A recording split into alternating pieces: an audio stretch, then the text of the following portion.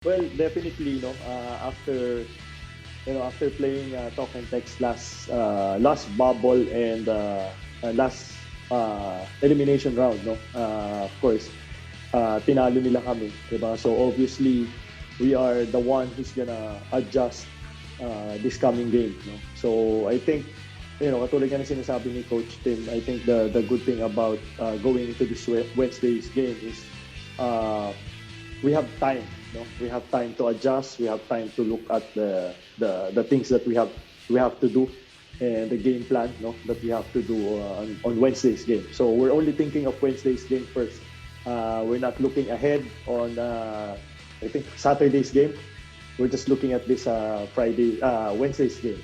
So yun, I think, obviously they have they had our numbers, diba? So it's time for us to adjust, and I think meron kaming sinabi nga na now we know, na yun yung sinasabi, now we know, so we have to adjust and be ready because what we did last bubble was not enough, or what we did last elimination. So now we know, so alam na natin siguro naman ang gagawin this coming Wednesday, and we don't have any room for errors na masyado because it's a do or die game for us.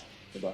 Yeah, grabe nga yung matchup niyo, Kuya LA. Pero pag nakikita niyo tong TNT team na to, specifically, wag mo na ibigay kung ano man yung scouting report niyo, ganyan, or whatever like that. Pero when you talk about TNT, anong nakikita niyo, what makes them a strong team? Nakuha nila yung twice to be. Well, number one is the championship experience.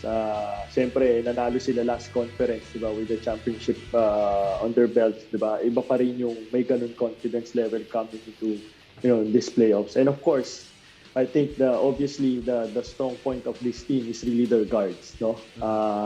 Talagang yun yung kailangan naming tingnan, coming into this game, because last time we played them in the bubble, Mikey Williams ate us alive, the whole team, and then last time that we met, it was Ryan Reyes naman. So hopefully this game, makontain namin yung mga guards nila, and defensively, the whole team, our team, can contain their team and match their energy.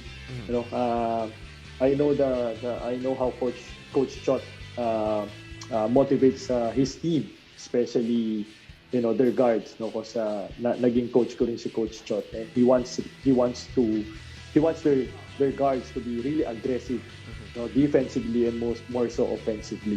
So yun yung kailangan namin i-match na energy. Well, we're expecting that from TNT and excited to see how you guys deal with it, LA.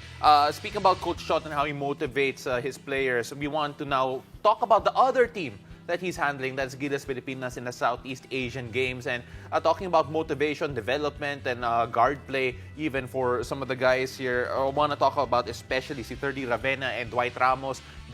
They handle the ball a lot for this Gilas Pilipinas team, at least based on the last matchups that they've had. What do you expect from the two of them should they make the final lineup para sa Southeast Asian Games for Vietnam? Well, the composition of the lineup, as you can see, the composition of the lineup is really good, It's a combination of veterans and the young ones, So talagang, I think yun yung naging plan talaga ni Coach Shot, to combine the young players, especially Thirdy and Dwight, to have the opportunity to play with the veterans like Japet Aguilar and Junmar and some of the Mo Tao too, diba? So I think this is a good step, especially for Thirdy, and because the last time they played this window was more or less it's a talk and text team, diba? So this time it's a different lineup with some of the vets of the PBA. So I think it's a good opportunity, and we'll see how they play with the vets, especially Thirdy and Dwight, if they can play or ma-line up sila sa final 12, diba? I think Dwight and Thirdy, there's no question. I think with their commitment sa Gilas, I think they're shoo-in every time they play for the national team, and they're gonna be the anchor, the leaders of the Gilas Pilipinas, or the Team Pilipinas in the future, so they have to start now. Yeah. I think they have to start now and be with the vets, na makakasama nila most likely sa 2023 World Cup.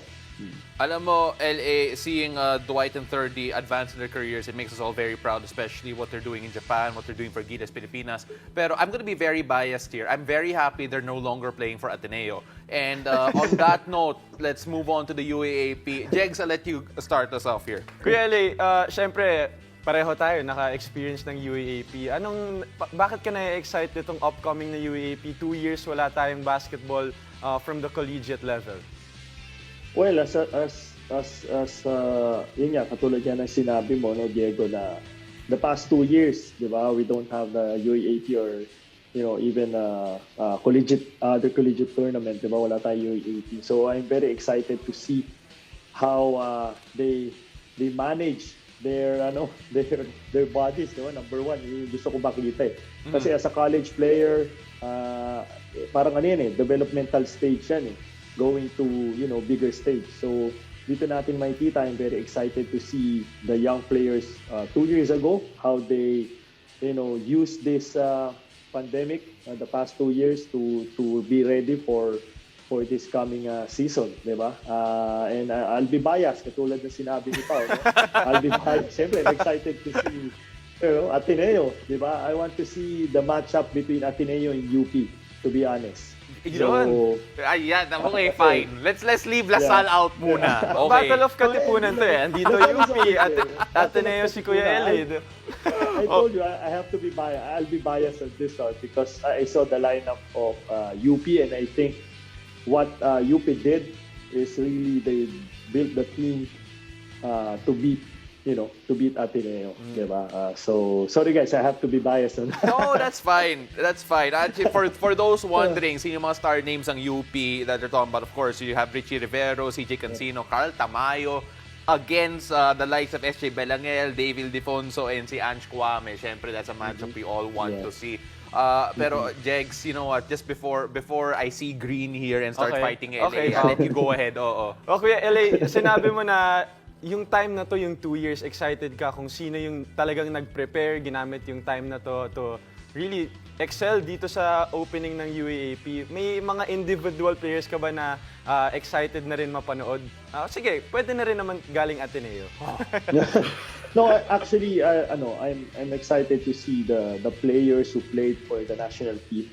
The players who played for our country, like the last window against Korea, Abarientos, SJ Bilangel, diba? Baltasar of Lasal. Yan, diba? let's go Balti! Yeah. So I'm excited to see those players how they bring their experience, no, this coming UAAP. Kasi with the short preparation, no, I was talking to some of the UAAP coaches. Yeah, with the short time of preparation, it really boils down to kasi it's hard to have chemistry because nga of short preparation. So ito pagalingan talaga to.